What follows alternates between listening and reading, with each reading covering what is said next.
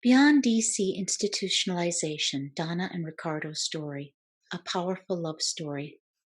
Donna and Ricardo Thornton have a unique love story.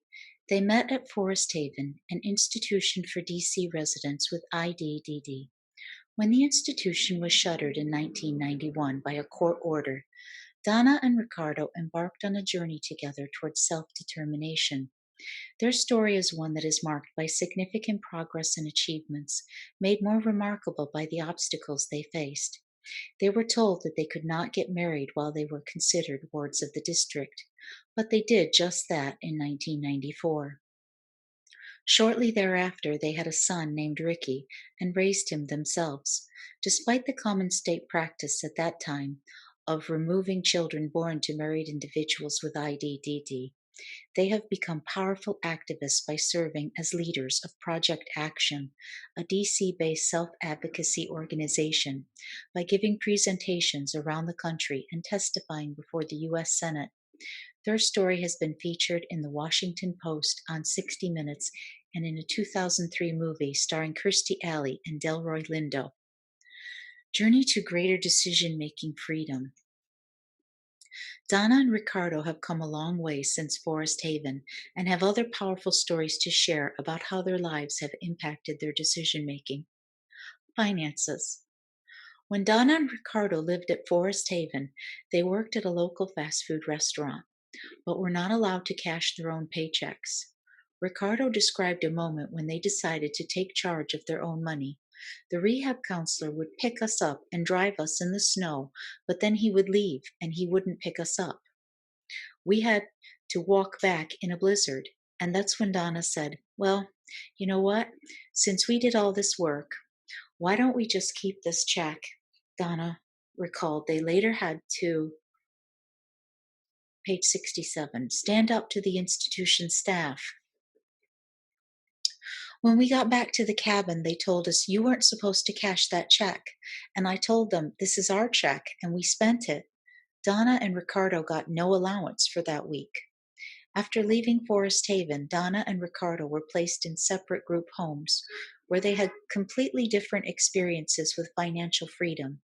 Donna was taught how to open and manage a bank account. When I first went into a group home, this lady counselor asked me if I wanted to learn how to open my own bank account. And when she taught me how to do this, I was so happy. Ever since then, I know how to budget and save my money. Ricardo, on the other hand, could only watch as Donna gained more financial independence. She had her checkbook, so she was able to manage her money. I was watching her and thinking, someday I'm going to do that. One day he decided to realize that dream by opening a bank account on his own and depositing his paycheck. However, his group home provider was not happy with his decision. I got into trouble because I didn't ask them to open it. I was told, "Next time you have to come to me so I can assist you so you know what you're doing." Since that time, Donna and Ricardo have lived together for years in their home and both regularly manage their paychecks. Ricardo described his economic empowerment. "Now I put my money in my account and check my statement and how much I'm saving and how much I'm spending. It's just being able to have that freedom. You can manage your own money and not let people spend your money or tell you how to spend your money. It's a good feeling, like I finally now can make decisions." Healthcare and domestic life. Ricardo recalls that Forest Haven made some efforts to connect its residents with counselors and jobs outside the facility. However, he does not believe Forest Haven prioritized education that focused on independence and decision-making outside the institution. He sees the lack of education as significantly impacting not only residents' human rights, but their physical health. For example, there was no formalized sex education. Ricardo recalls it was prohibited to talk about it because if you did it and got caught, you'd get locked up, maybe 3 to 4 days. If they would have had more education early, sexually transmitted disease could have been prevented. When Donna and Ricardo were living on their own and expecting the birth of their son, they had to deal with assumptions about their inability to make healthcare decisions. For example, a medical provider did not believe Donna could make a difficult decision about whether to have an amniocentesis. Donna recalls a nurse said, They're from institutions. They have no clue of what we're talking about. I keep trying to tell her, if you just teach us and show us, we can learn this, Ricardo said. I was so proud of Donna that she was able to make that decision. Donna went through a period where she was hoping that someone would make that decision for her, but she did it. Now, Donna and Ricardo more confidently make their own decisions with the support from people they trust. Page 68. They are in the process of executing advanced planning documents, including advanced directives and durable healthcare powers of attorney. These tools are important to them because, as Ricardo said, if something were to happen to us and we're not able to make decisions on our own at that time, hopefully our agents will be able to make the decision for us. We put our trust in it, knowing that we're going to be all right. Donna and Ricardo both feel that it is important for people with IDDD to surround themselves with good supporters who will treat them with respect.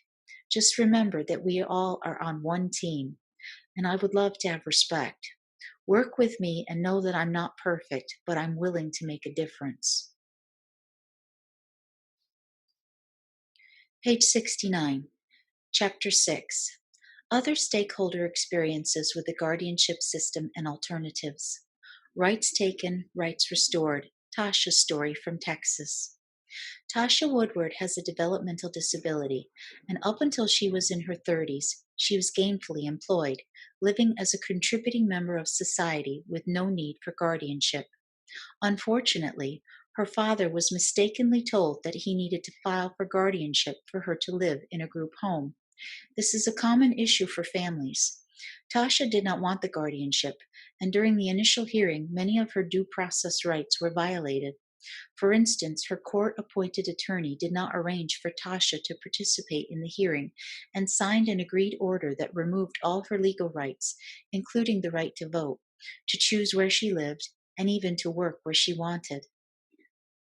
Guardianship had a serious and detrimental impact on Tasha's life. She ended up in a segregated, sheltered workshop where she was paid sub-minimum wage for a job that underutilized her abilities. Her job was to take a bag filled with birdseed from the hand of a peer, rotate her body, and then drop the bag in a bin. Also, immediately after the guardianship was granted, she was moved into a group home with very restrictive rules. I did not like all the rules that the group home and my guardian made me follow, said Tasha. I had no freedom and wasn't allowed to make decisions for myself. Disability Rights Texas learned about Tasha when they met her during their routine monitoring of sheltered workshops that paid sub-minimum wage. Their attorney informed her of her right to seek restoration from guardianship, and she asked for representation in this effort.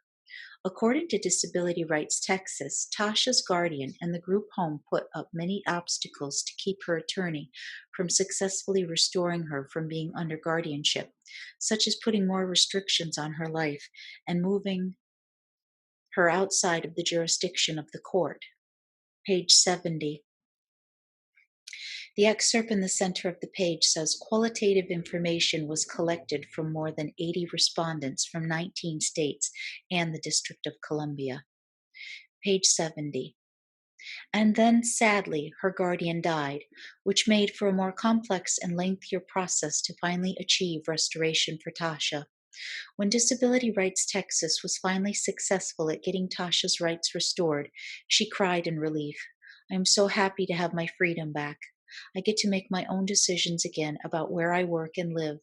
She is now working again in the community, making a fair wage at a job she enjoys.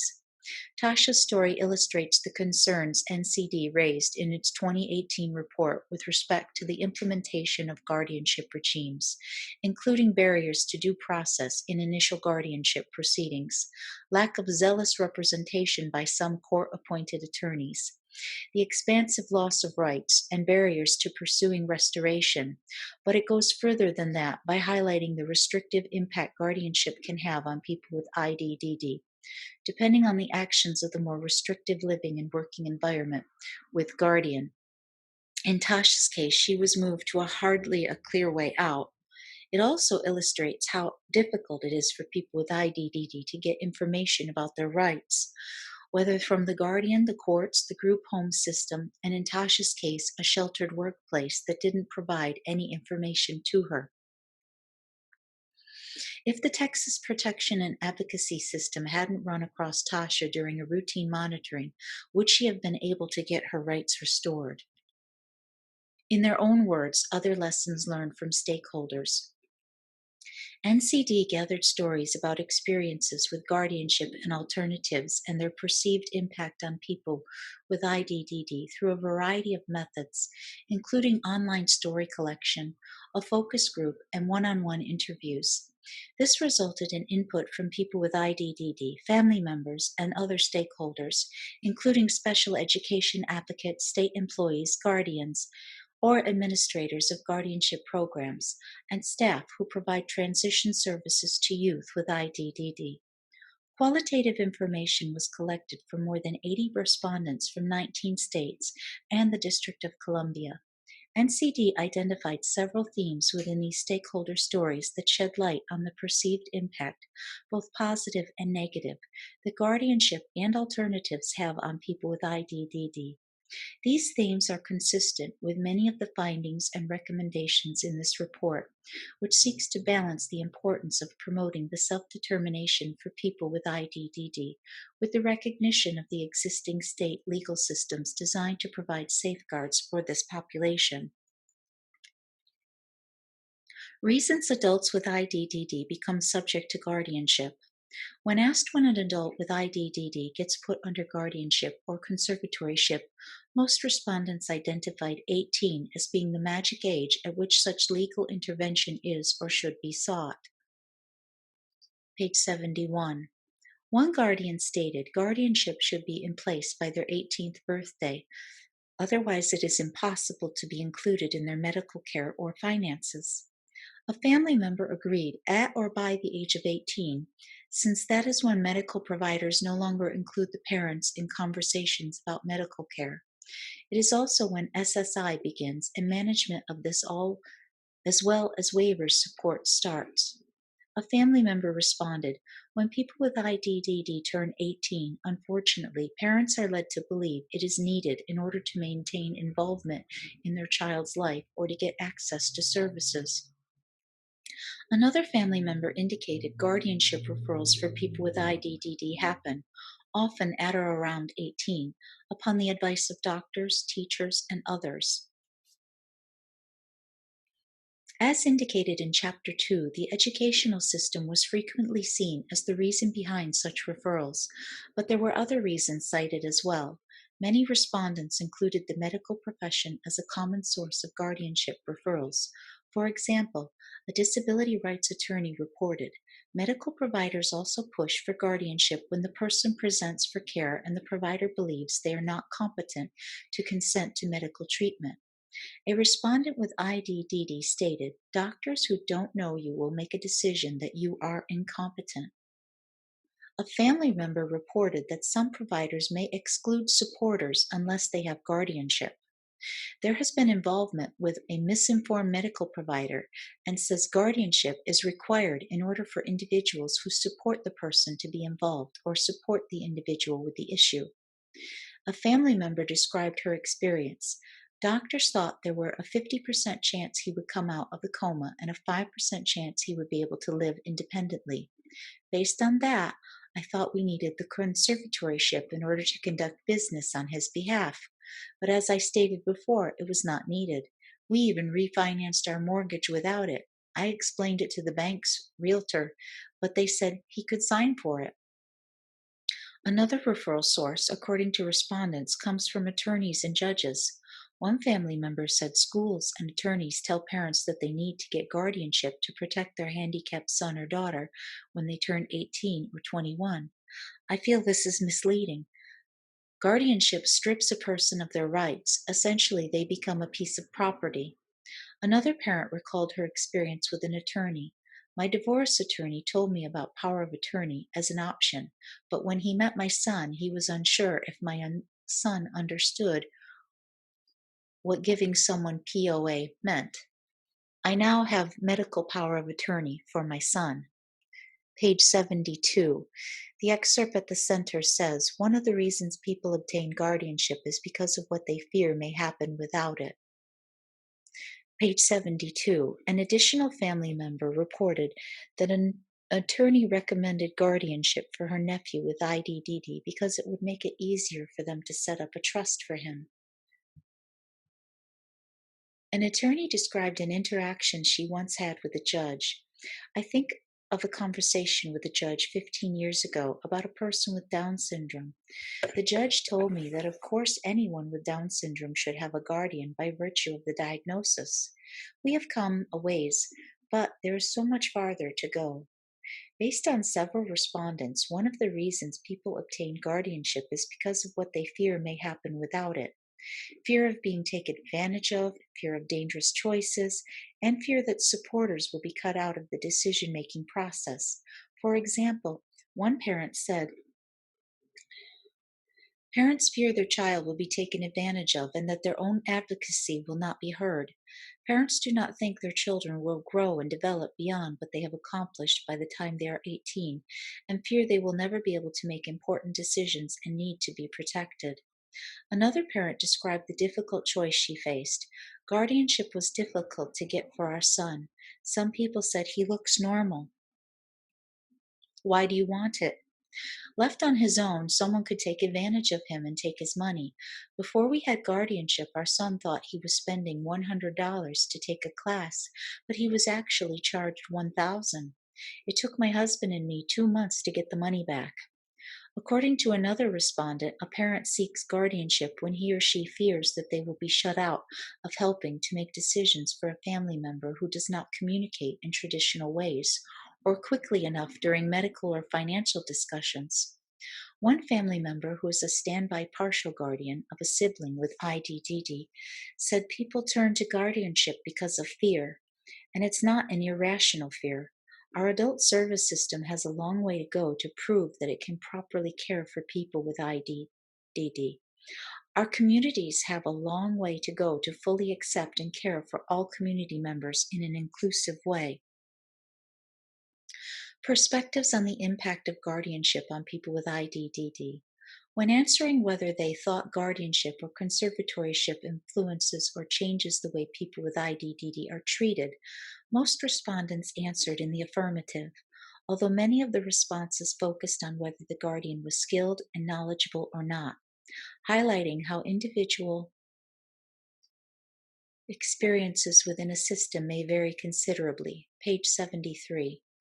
Some respondents pointed to perceived positive changes for people with guardians. For example, a family member stated, others know the adult with IDDD has an advocate and, in our case, a very active and involved advocate. They know they cannot take advantage of him, and more importantly, know it is okay to be helpful without fearing. They may be asked for considerably more help. A case manager reported ones without guardians are way too easy to exploit, abuse, and or neglect. A family member guardian said those individuals in guardianship may be viewed as safer because there is a team of people keeping watch over their best interests. Some participants, mostly family member guardians, described what they felt to be the beneficial aspects of guardianship. For example, a parent of a person under guardianship stated, we feel we can be proactive rather than reacting to a problem. Having guardianship makes it easier to speak and make decisions with professionals, medical and governmental, about our son. Another parent and guardian agreed, my son has medical as well as cognitive issues. It was imperative that his health and well-being would be overseen by us, his parents, who have his best interest at heart. Having guardianship has meant that we can make medical decisions and program decisions that benefit him, as no one else knows him as well as we do. He is incapable of understanding these things and he needs protection, which we can supply as his guardian. Others saw benefits when guardianship is used with SDM to encourage their development of decision-making skills and self-determination. One disability rights attorney recalled her experience with a client who was placed in guardianship. My client, who has an intellectual disability, was found wandering the streets at the age of 19 after her father died. Having completed high school, she was no longer receiving services and was unable to care for herself. She was placed in a nursing home and put under guardianship. Her guardian was an incredible advocate for her. He got her connected with services which truly allowed her to grow. Eventually, she completed a training program and began full-time employment with benefits. Her guardian recognized the growth in skills and independence that had happened and worked with me to assist my client in terminating her guardianship in favor of supported decision-making. Now my client makes all decisions. Another parent and guardian described how they incorporate SDM in the guardianship. We strongly support our daughter in self-direction on her own as much as possible.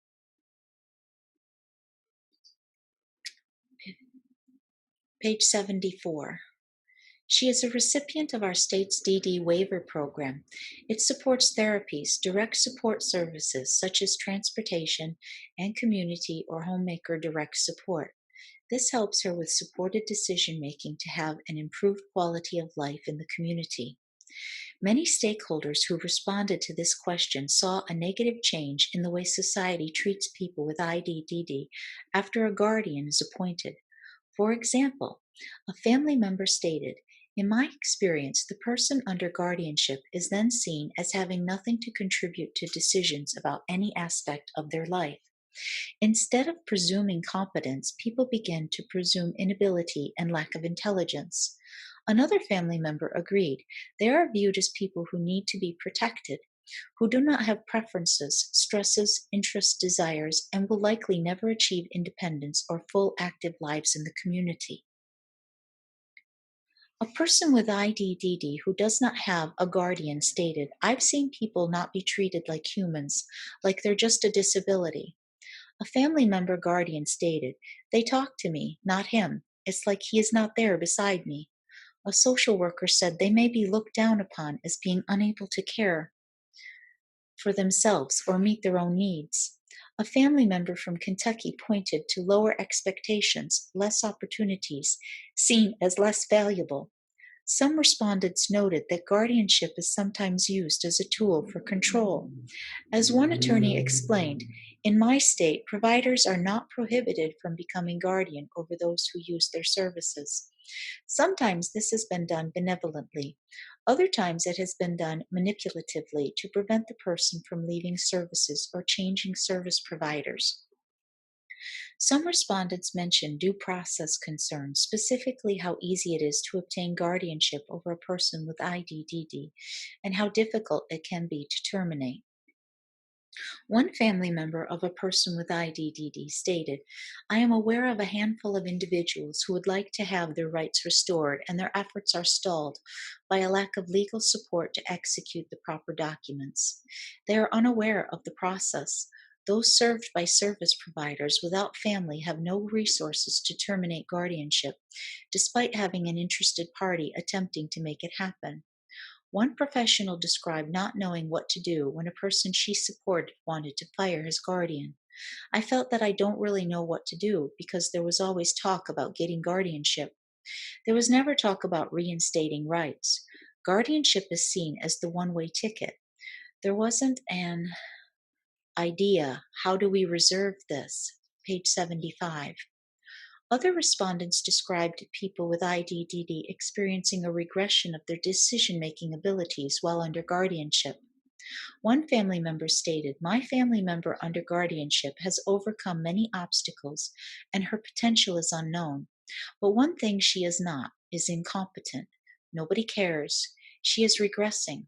She is learning to be helpless and does not want to live this way. Watching what is happening to her reminds me of experiments I have read about, like the Stanford prison experiment, and how over time you become the person you are made to be." A sibling of a person under guardianship stated, "My brother has a severe intellectual disability and autism. He's primarily nonverbal and is dependent on others for many of his daily life activities. I think the lowered expectations associated with my brother being under guardianship have caused him to lose the progress on skills and independence that he was making towards the end of high school." In many ways, he has regressed and become more dependent on others. It's very frustrating, both as his sister and as a researcher, to see this happen and be limited in intervening. Some respondents pointed to both positive and negative consequences. For example, one family member stated, "I hate to say this, but in general, I feel that it makes people treat disabled people like they are children incapable of doing anything by themselves. In extreme cases, like my cousin, however, guardianship is absolutely vital." Another family member in a different state agreed it can be associated with lowered expectations for individuals with IDDD, but also the perception of more oversight and regulations, as it is not the person with IDDD making most decisions. An administrator of guardianship explained, "We have witnessed both positive and negative changes. As decision makers for individuals supported in guardianship, agencies are hard pressed to go against the wishes of the guardian, especially if we disagree with the plans for the individual. I'm concerned that sometimes treating physicians and other professionals may not embrace the person. Instead, there may be a focus on the guardian decision maker." Perceptions on the impact of alternatives to guardianship on people with IDDD. Many respondents described how they use alternatives to guardianship, such as powers of attorney or SDM, and the benefits of using these options.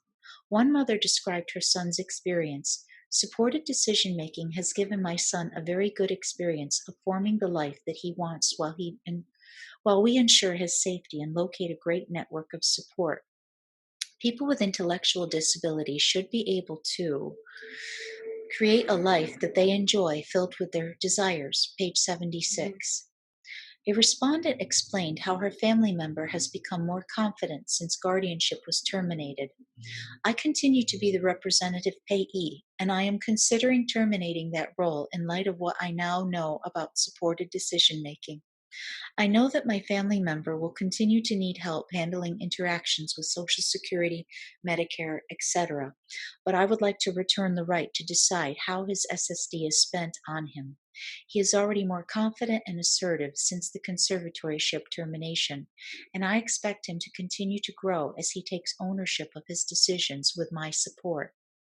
When it comes to people with IDDD, some recommend considering and using a combination of alternatives.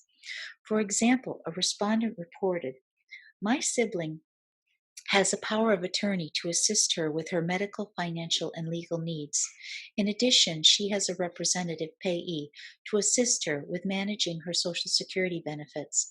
In addition, my sibling has a formal circle of support to assist her with helping to address things that are important to her: her business, her employment, finding, hiring direct support workers, managing her supports, and living a good quality of life." Others cautioned against overzealously promoting alternatives to the point where guardianship became a dirty word. For example, a lawyer and a family member agreed with the exploration of alternatives, while recognizing that guardianship may remain a valid option in certain cases, as long as the concept of using the least restrictive alternative intervention appropriate for that person is used. I have seen these alternatives to guardianship be successful. However, guardianship should not be turned into a dirty word. My brother needs a guardian for his own safety and welfare, but, of course, that does not remove the obligations in Massachusetts of the guardian to take into account his expressed desires and to only exert the amount of authority necessary. One parent expressed concern that people were too often being discouraged from getting guardianship and described an anti-guardianship movement that could be perceived as an attack on families of people with IDDD.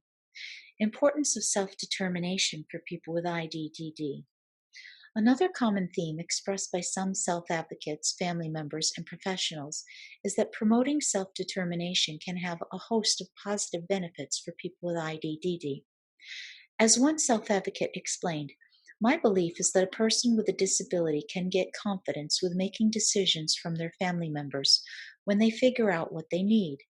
My belief is that they get support from their family members, and later on, they pretty much got a skill to make decisions, and that is like adaptability." Page 77. A parent of a person with IDDD also described the confidence that can come with decision making. In my opinion, the key is teaching my daughter with cerebral palsy decision making skills and helping her feel confident enough to express her opinions and decisions. However, I knew very early that my daughter was very capable of making her own decisions, regardless of what others thought. An attorney recounted the experience of her client whose guardianship was terminated. My client had her guardianship terminated in favor of using supported decision making. This arrangement has allowed her to exercise self determination and independence. One of the first things she did was sign up for her benefits at work. It means so much to my client to be able to make her own decisions and have control over her life. A parent expressed how important it was to involve people with IDDD in decisions about health care. More than 20 years ago, when my daughter was a teen, her doctor recommended that she have surgery to restructure her hip socket, which would help prevent arthritis and other painful conditions. I sought a second opinion, which validated the recommendation. My daughter had the surgery, which was very painful, required a body cast, and a fairly long recovery period. I made this decision for her, but she suffered. I decided then that I would never do that again, without her understanding and agreement, except in dire circumstances. Since that time, we have always discussed her health care and made decisions together. Societal biases impacting the decision making of people with IDDD. Several respondents also described the negative assumptions people with IDDD have faced regarding their ability to make their own decisions or the need by others to control their decisions. A person with IDDD described the reactions he received after he purchased a house. When I got the house, a lot of the people were shocked. They didn't think I deserved to have anything that they have because of my disability. But for the first 2 years, I didn't think the house was mine. I thought somebody is going to come to me and tell me, "Get your retarded butt out of my house. It's not yours." And I was paying the mortgage and everything. But because for so many years I was told that I couldn't have what I couldn't do, I didn't believe the house was mine. And then when I realized the house was mine, I cried. A parent explained, often people with visible IDDD are assumed to be less than whole and not capable of knowing what they want or what they're doing. For instance, a waiter will often address the companion of the person with IDDD when taking an order in a restaurant, rather than asking the person directly. A self advocate agreed, when you have a disability, everybody sees themselves as a bit above you and they see themselves a bit above me, because even in my personal life I have very close people who wanted to control me. Page 78. Then they disrespect you, but they think they are doing something for you. But sometimes people, they want to control you. The power of communication in all forms for people with IDDD. Communication is a vital part of decision making, and some of the assumptions made about people with IDDD may spring from their non traditional method of communication. As stated by a parent of an adult child with IDDD, people with IDDD who don't use words to communicate or whose language is hard for others to understand are assumed to be less than capable of having their own opinions. Not true. We need to understand how the individual with IDDD communicates and share that information so that the voice of the person with IDDD will be heard. Another family member agreed, most people who have trouble with traditional communication because of the pace or complexity of the interaction are perceived as someone who needs help to make decisions. A self advocate told a story about how a person who did not communicate through words was treated. Somebody that I knew long time ago, he was throwing a fit and was making noises, and the provider thought he was acting up. They got mad at him and got ready to write him up. Rather than enforcement, he is very intelligent. He should have been able to be supported to communicate, like with a notepad or a keyboard. When supporters and others learn how to effectively communicate, it can unlock the person's decision making ability. A self advocate in DC recalled her experience of learning how to creatively communicate with a peer who did not communicate verbally. When I was in school riding the school bus, I ran into this pretty young girl. I asked the bus driver who she was. He said, "She can't walk or talk." And I said, "Not now, but she will." And by the end of that school year, me and her came up with a way of talking. She talks with her eyes by blinking. It's just a different form or way of talking. The impact of a lack of opportunity to make decisions on people with IDDD. Multiple respondents discussed how a lack of education on decision making negatively impacts people with IDDD. For example, one parent of an adult child described her feeling that people with IDDD are not always encouraged or asked to weigh in on their own decisions or encouraged to advocate for themselves. Many people with IDDD are not taught to make their own decisions or given the go-ahead to do so.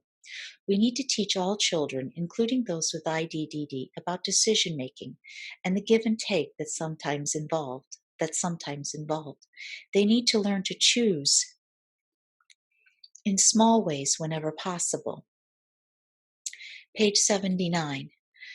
The excerpt in the center says, "One year we was asking people what they wanted out of life, and this one man, I think he was in his 50s, he started crying, and we was asking him why, and he said that was the first time anybody ever asked him what he wanted, and he grew up in the system and nobody cared about what he wanted." Page 79. A self-advocate who regularly gives following story. "One year we was asking people what they wanted out of life, and this one man, I think he was in his 50s, he started crying, and we was asking him why, and he said that was the first time anybody ever asked him what he wanted, and he grew up in the system and nobody cared about what he wanted." Another self-advocate with IDD, on the other hand, recalled the advice she received that not everyone does. "My mother always told me to speak up so that I won't be left behind." Many respondents tied the lack of education on and opportunity for decision-making to the effects of living in a more restricted community setting, such as a group home. Several self-advocates described how such a living situation shaped their perspectives on decision-making and self-determination. One person with IDDD wondered how people would learn from their mistakes if they are not allowed to make any. "I feel like a group home is another small institution. If somebody keeps telling you not to do something, how are you going to learn from something?" Page 80 is blank.